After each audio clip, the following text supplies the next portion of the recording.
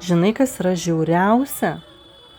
Žiauriausia yra tai, kad daugybė žmonių visą gyvenimą, arba galbūt tau 27, 30, 40 plus, galvoja, kad svajonės išpildyti yra neįmanoma, kad daugybė dalykų pasiekti yra neįmanoma, kad tai yra ne jiems, kad tu negali, arba tie draugai, kurie taipogi moka labai didžiulę kainą. Tai yra apatija ir depresija. Ir va štai šitie žmonės su savo mąstymu galvoja, kad tiesiog taip yra. Tiesiog tai reikia gyventi ir tiek, nes jie nieko negali pakeisti. Jie susitaiko dažniausiai su savo aukos būsena, su šituo vaidmeniu. Jie leidžiasi programuojami. Jie mano, kad yra bejėgiai. Jie net nebando. Gyvenimas taipogi dažniausiai tokių žmonių būna neigiamas. Ir jie patys riboja savo galimybės ir netgi riboja tuos, kurie yra šalia jų.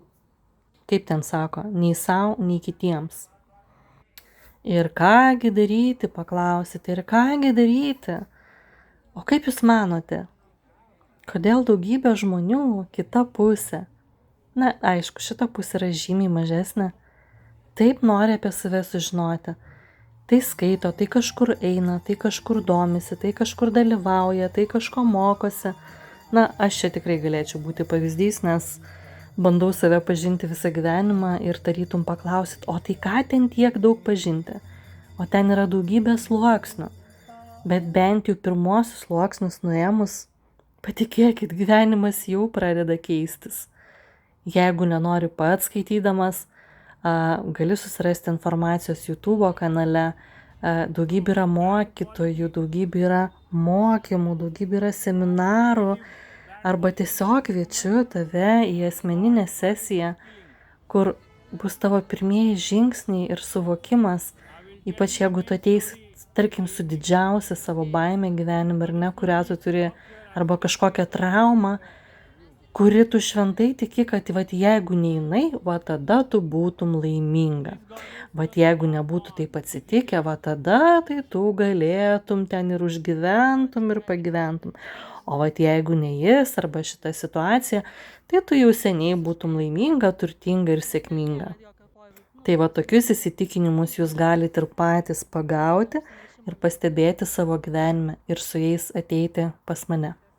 Ten mes ne tik padirbėsime su tavo tuo įsitikinimu arba baimėmis, bet ten tu suprasi, kaip tavo vidinis balsas tave irgi atkalbinėja, ką tavo ego išdarinėja tavo gyvenime ir kaip tu viso to klausaisi.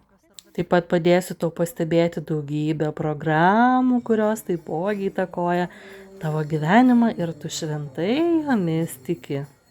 Ir tada, kai tu jau pažįsti save, tu supranti, kad viskas yra įmanoma, kai prasideda pirmieji tavo pasiekimai, štai ką tu dabar matai, tai yra 3 kartas Indijoje.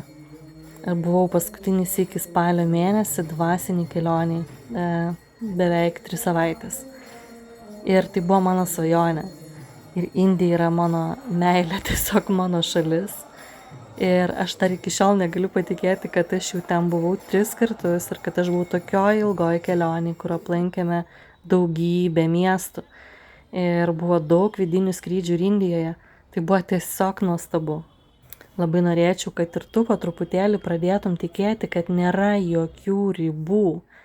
Tu po to galėsi suprasti ir nuspręsti, bet nebesakysi, kad tu negali. Galbūt tu nenorėsi to daryti. O galbūt ten bus dar viena tavo baimė ir tu pasakysi, aš bijau tai daryti.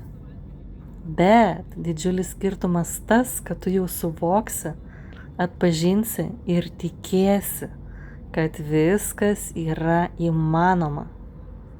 Labai tikiuosi, kad tu išgirsi šį video, paspausi share mygtuką, padėsi jį išgirsti ir kitiems žmonėms ir pagaliau suprasi, bei pajausi viduje tą ugnelę, kad gal vis dėlto aš nebenoriu baimei leisti valdyti mano gyvenimo, o gal vis dėlto verta pabandyti. Kągi tu prarasi, pagalvok, kągi tu prarasi, ogi visiškai nieko. Tačiau atrasti gali be galo daug. Tai kviečiu tave į savęs pažinimo kelionę savarankiškai. Jeigu bus sudėtinga arba pasimesi, aš čia visada tavęs laukiu su meile, su dėmesiu, saugiai, švelniai, tavo tempu ir tavo ritmu. Ir komentaruose lauksiu žinučių. Ar tiki, kad viskas yra įmanoma, ar kaip tik dabar labai bijai, galite parašyti baimę arba tikėjimas, kaip tu dabar jautiesi ir kaip apskritai dažniausiai tu gyvenime jautiesi. Ir būtinai pasidalink šio video.